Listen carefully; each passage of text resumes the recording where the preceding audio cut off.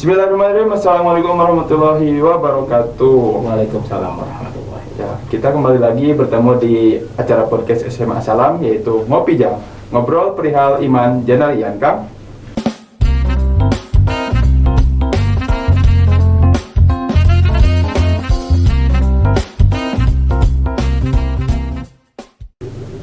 Ya, di tema kali ini kita akan membahas mengenai sejarah perayaan Idul Fitri di Indonesia, ya Pak.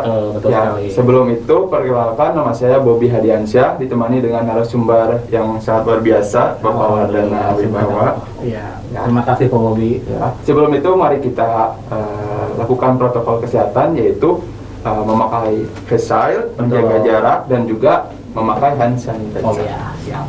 Kita pakai dulu ya ini ya. Ya, Siap. itu, Pak.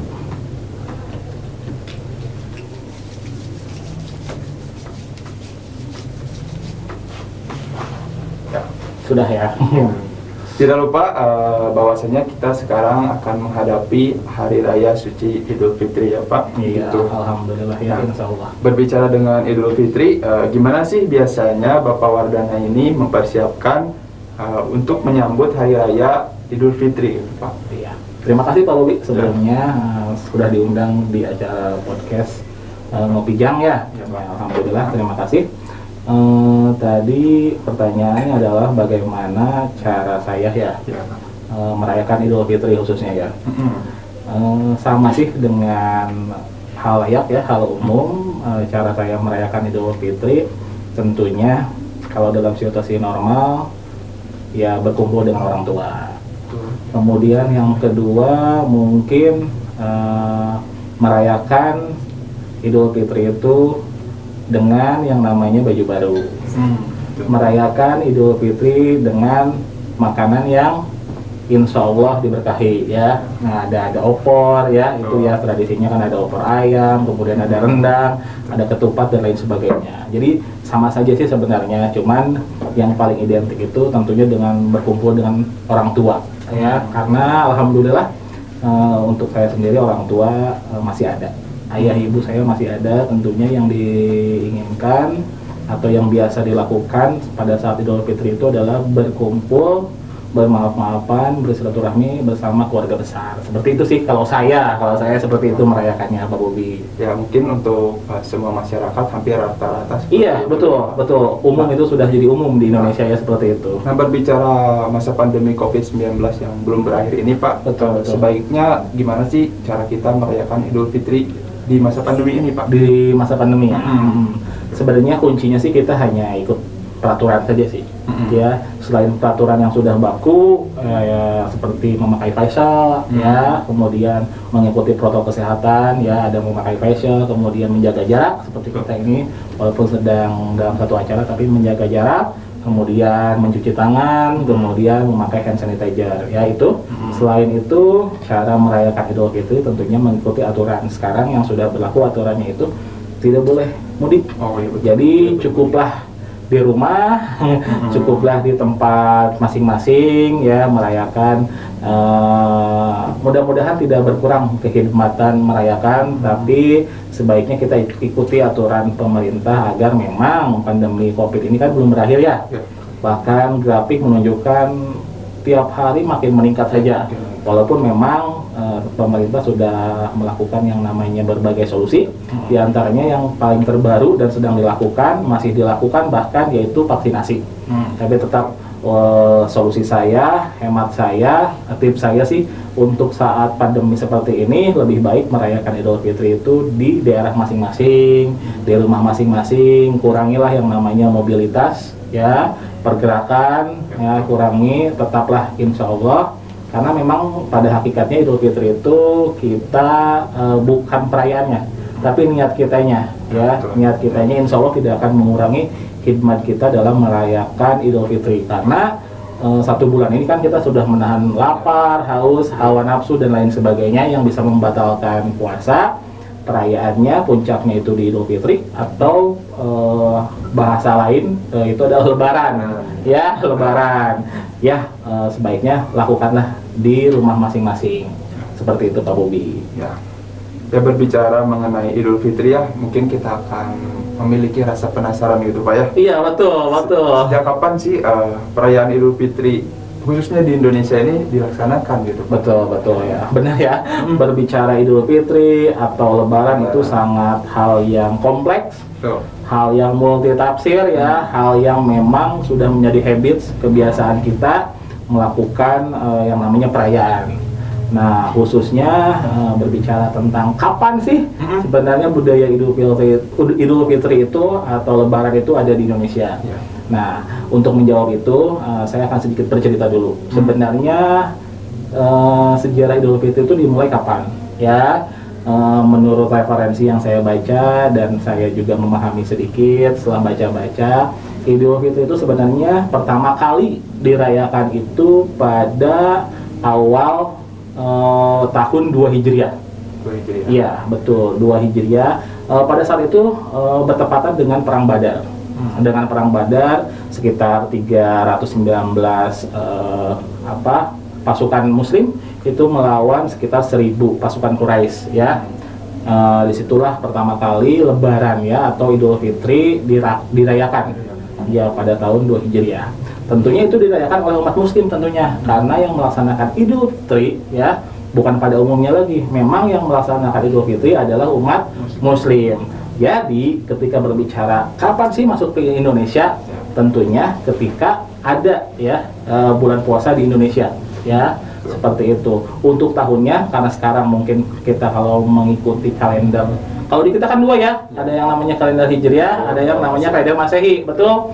Tentunya kalau misalnya berbicara kalender Hijriah tadi 2 Hijriah, tentunya pasti mengikuti di Indonesia juga karena memang Indonesia kan mayoritas penduduknya adalah Muslim. Sedangkan kata kuncinya Lebaran dan Idul Fitri ini dirayakan ya oleh penduduk yang beragama Muslim seperti itu. Tapi kalau misalnya kita mau mengikut kalender Masehi, tentunya berarti pada awal Masehi ya. Karena sekarang udah berapa nih?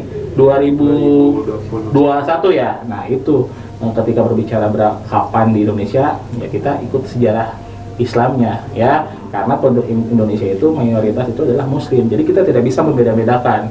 Oh, di Indonesia mas gini. Tidak, karena memang perayaan ini memang kompleksnya untuk umat Muslim. Seperti itu sih, itu pendapat saya sih Pak Ustadz. Pak Bobi. Udah pantas ya jadi Ustadz. Jadi pada intinya untuk Lebaran atau Hari Raya Idul Fitri ini semua Muslim sama ya. Sama. Berbicara mengenai Indonesia, berbicara juga kapan Islam masuk ke Indonesia. Betul. Ya, sejarah kan menunjukkan seperti itu ya. Seperti itu.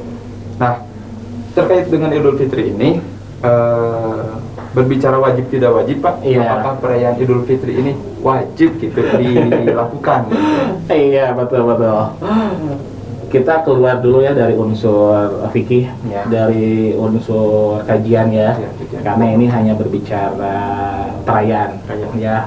Wajib atau tidaknya, walaupun kita berbicara tentang ilmu fikih, tapi tetap kan nanti jawabannya ada pada diri kita masing-masing ya. Wajib atau tidak sih sebenarnya? Karena kalau berbicara wajib banyak juga yang tidak ya. Berbicara tidak, tapi banyak juga yang diada-ada ya. Jadi itu masuk ke diri kita masing-masing, tafsir kita masing-masing. Tapi kalau menurut saya sih wajib atau tidak sih ya. Karena yang membuat wajib itu adalah habit, kebiasaan tadi. Cuman mungkin itu adalah puncak atau kegembiraan kita setelah 1 bulan penuh menahan lapar, menahan haus, menahan hawa nafsu. Kemudian puncaknya itu adalah Idul Fitri, Lebaran. Makanya itulah kata kunci yang menyebabkan wajiblah perayaan Idul Fitri kita lakukan, karena adalah kan Fitri itu kan kembali suci ya. Otomatis itulah yang menjadi wajibnya. Oh, kita bergembira nih karena kita merayakan sebuah kemenangan. Kita sudah menahan lapar, menahan haus, kemudian menahan hawa nafsu selama 1 bulan penuh ya. Semua pahala dilipat gandakan, semua dosa dilipat gandakan ya. Jadi itulah titik puncak kemenangan kita yang menjadi Idul Fitri itu wajib dirayakan. Tapi kalau pandangan saya sih tergantung masing-masing ya. Nah, tapi kalau saya sendiri sih tidak terlalu. Yang penting mah kita sudah menahan lapar, menahan haus, kemudian menahan hawa nafsu, ya udah puncaknya kita rayakan aja dengan Idul Fitri, bermaaf-maafan ya, kemudian melaksanakan yang namanya sholat Idul Fitri ya. Bersama. Cukup sih dengan seperti itu. Kalau perayaan-perayaan lainnya ya itu tadi mungkin menafsirkannya berlebihan, menafsirkannya karena memang kita sudah 1 bulan penuh ya berjuang gitu. Seperti itu sih kalau menurut pandangan saya, Pak Bobi. Seperti itu. Jadi terkait dengan perayaan Idul Fitri ini mungkin kembali kepada sosial masyarakat setempat. Betul. Karena setiap masyarakat itu memiliki perbedaan-perbedaan Betul. menyikapi Idul Fitri atau Hari Raya Kemenangan ini tergantung dengan tadi habit atau kebiasaan Betul. masyarakat setempat. Ya, betul sekali Pak Bobi. Nah, berbicara dengan itu dari kacamata Bapak Wardana atau dari pengamatan itu di setiap daerah di Indonesia, Betul. adakah perbedaan perayaan Idul Fitri di setiap daerah dan mungkin apa saja sih keunikan-keunikan dari setiap daerahnya gitu? Betul. Ya, Idul Fitri lagi-lagi Idul Fitri Lebaran ini sangat kompleks ya. Kalau berbicara perbedaan ya tentunya karena Indonesia sendiri ya khususnya negara kita nih spesial banget. Dari mulai bahasanya yang hampir 400 bahasa lebih ya, suku, budaya, adat, kemudian pulau banyak ya. Tentunya pasti itu akan menentukan pada karakteristik ya, tentu. Misalnya kalau secara demografi ya, kalau kita berbicara karakteristik tentunya akan menentukan yang namanya kebiasaan ya. Nah, tidak terlepas juga kalau kita berbicara tentang tradisi, tentang Idul Fitri, pasti setiap daerah ya, apalagi kita 34 ya, 34 provinsi, kemudian sekitar 500-600 kabupaten dan kota ya, tentunya pasti ada perbedaan-perbedaan yang sangat mendasar, perbedaan-perbedaan yang sangat terlihat ya dominannya. Kalau misalnya tadi ditanyakan oleh Pak Bobi, daerah mana sih sekiranya yang paling unik ya? Atau di mana saja? Semua daerah pasti memiliki yang namanya keunikan ya. Bukan saya tidak bisa istilahnya menjelaskan atau menjawab, karena memang untuk menjawab itu setidaknya harus punya referensi yang kuat, harus punya pengalaman, harus traveling tuh saya ya. Tapi kalau misalnya berbicara seperti itu, saya sudah melakukan yang namanya Idul Fitri di beberapa kabupaten dan kota. Kalau di Banten ya, itu Idul Fitri itu keunikannya wajib ziarah ya, sekar ya, yang mengingat ya, mengenang, oh ini loh istilahnya leluhur kita ya, ini loh maksudnya garis keturunan kita ya, kita mengingatkan bahwa semua orang itu akan mati. Nah, itu istilahnya konteksnya seperti itu. Tapi ada juga kalau di daerah lain itu Bandung apalagi ya, berbicara Idul Fitri pasti tidak akan lepas dari yang namanya wisata. Wajib itu ya, harus liburan ya, harus liburan. Tapi ada juga yang namanya Idul Fitri di beberapa daerah, terutama di daerah yang notabene adalah punya julukan Serambi Mekah kayak Aceh. Itu setelah Idul Fitri ya, setelah Idul Fitri langsung sawah, langsung puasa lagi. Ada lagi langsung seperti itu. Jadi cukup nyawalan ya, bahasa kita mah nyawalan ya. Tapi mungkin kalau di Aceh beda nama ya, nggak tahu. Tapi intinya melakukan yang namanya puasa lagi. Jadi banyak sekali keanekaragaman untuk merayakan Idul Fitri ya, seperti itu. Ada juga di daerah lain mah wajib misalnya harus menjambangi yang namanya seluruh keluarga. Sumatera itu kental banget.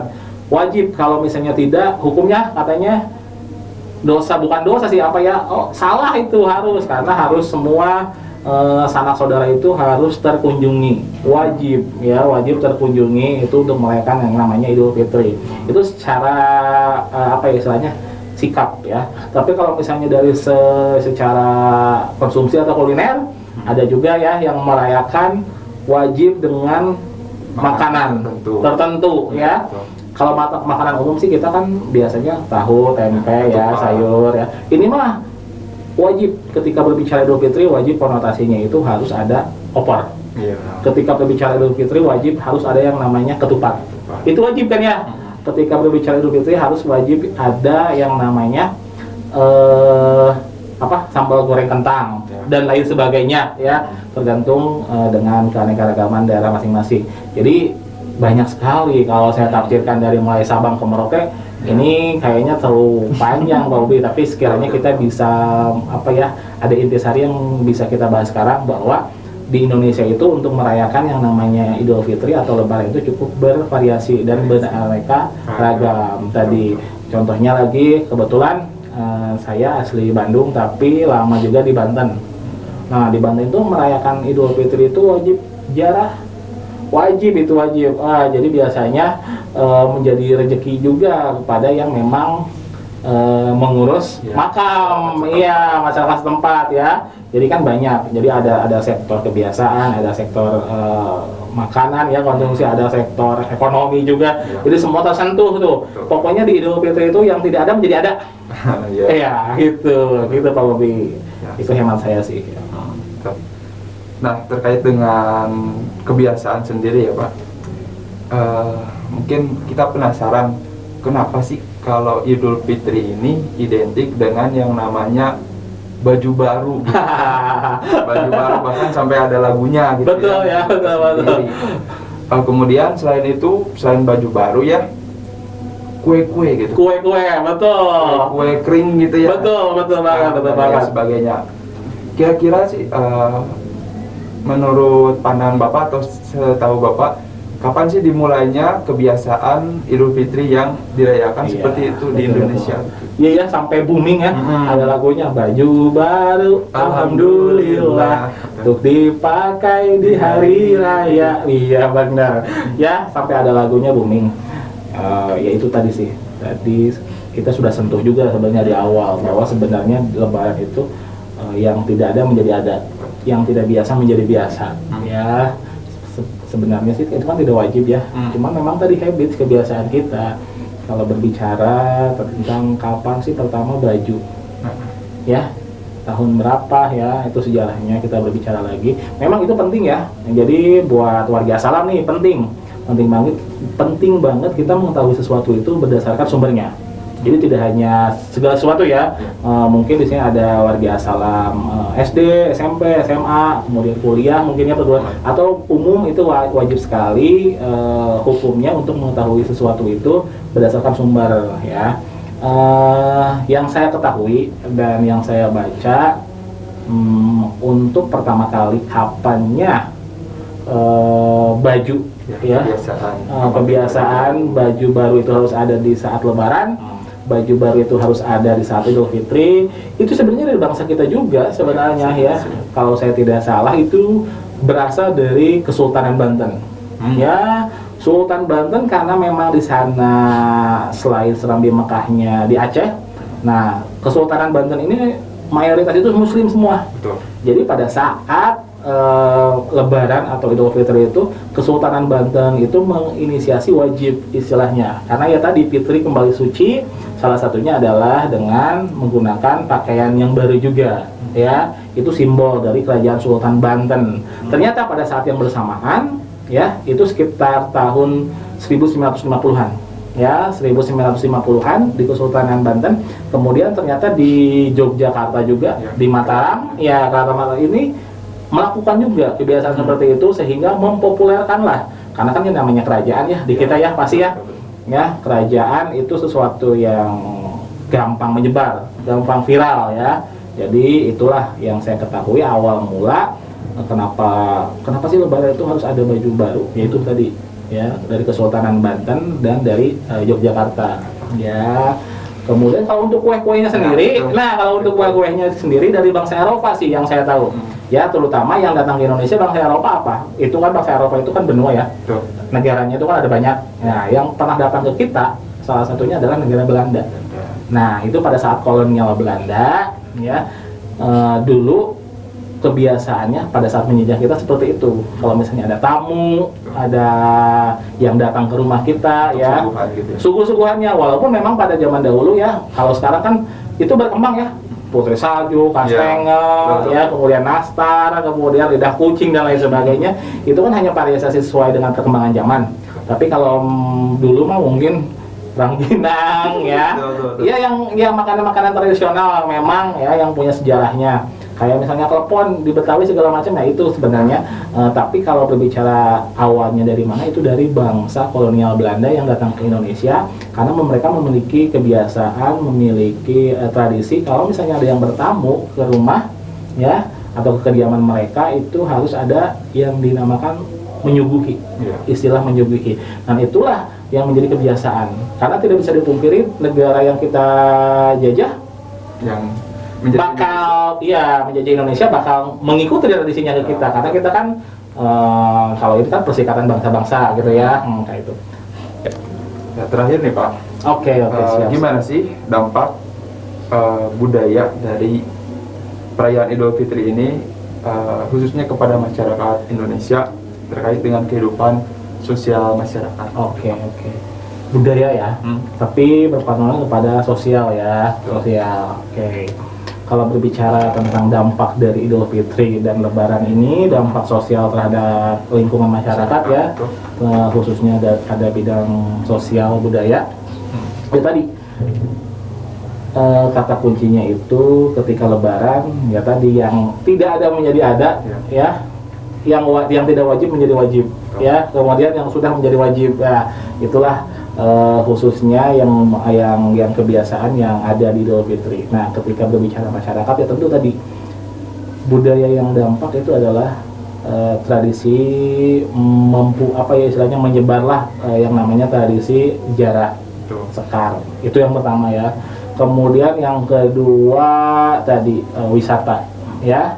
Tentunya ketika wisata itu dibuka pasti ada warga masyarakat yang memanfaatkan situasi seperti itu, entah untuk memanfaatkan sebagai jasa, entah itu memanfaatkan sebagai peluang usaha ya, berdagang dan segala macam ya. Tentu kompleks banget ya, kompleks sekali itu dampaknya terhadap sosial budaya.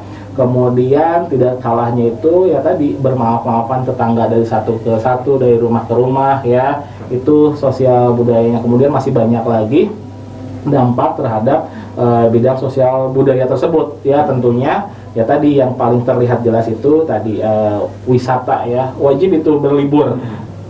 Survei membuktikan bahwa ketika Idul Fitri itu semua pantai yang ada di Indonesia itu pasti selalu penuh, dan itu dimanfaatkan oleh warga sekitar untuk yang namanya membuka peluang usaha, baik itu usaha makanan, usaha jasa ya, travel, merchandise segala macam, kerajinan, sehingga ya kita tidak bisa menyalahkan juga, karena tidak bisa kita pungkiri, mau tidak mau, suka tidak suka, dampak dari Lebaran ini cukup multisektor, sektor budaya, sektor ekonomi ya, kemudian sektor pariwisata, itu semua tersentuh. Sehingga dengan tersentuhnya semua sektor ini tentunya akan meningkatkan istilahnya adalah pendapatan ya, dari mulai pendapatan daerah, tentunya akan berpengaruh juga kepada pendapatan nasional ya. Itu sih yang paling terlihat, yaitu wisata.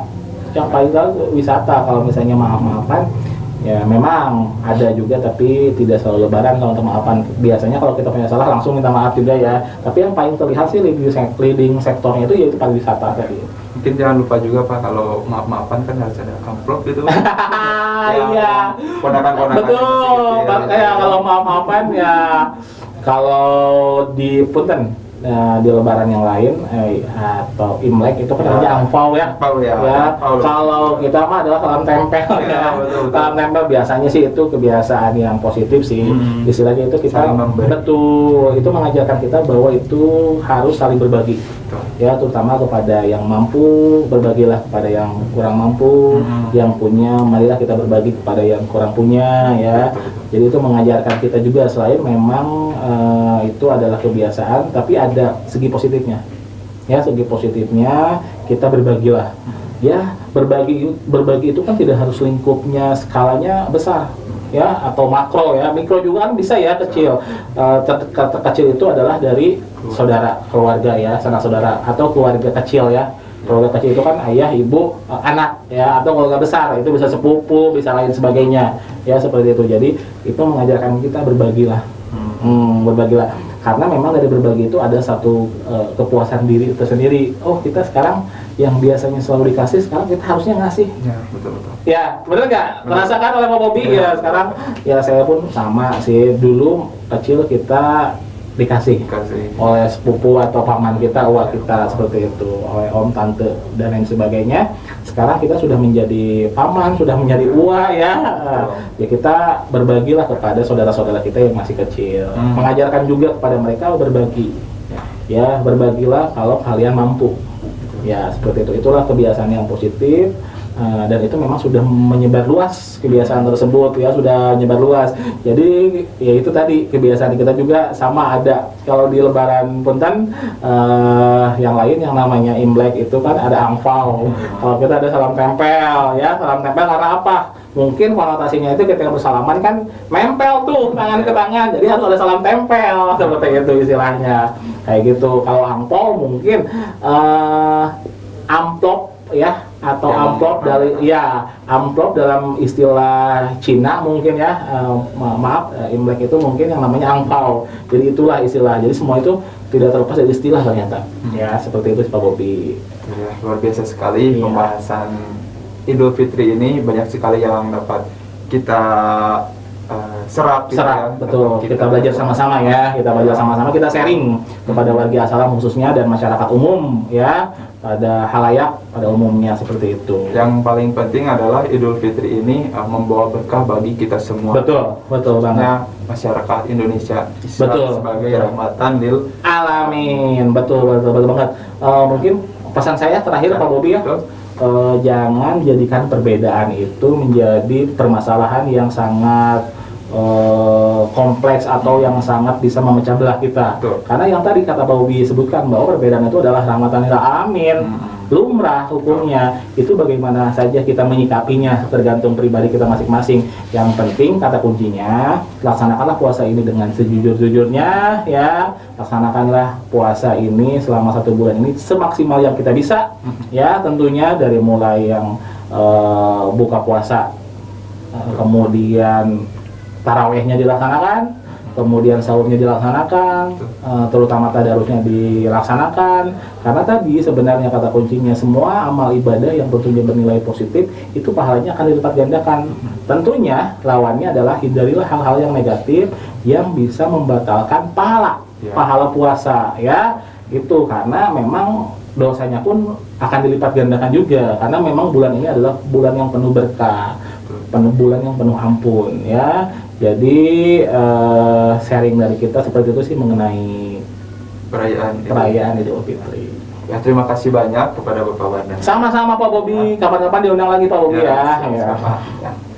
Cukup sekian yang dapat kami sampaikan. Mudah-mudahan kita dapat mengambil manfaatnya, dan tidak lupa juga kita mengucapkan minal aidin wal faizin, mohon maaf lahir dan batin. Ya, mungkin cukup sekian Pak podcast kali ini. Terima kasih banyak. Wassalamualaikum warahmatullahi wabarakatuh. Waalaikumsalam warahmatullahi wabarakatuh.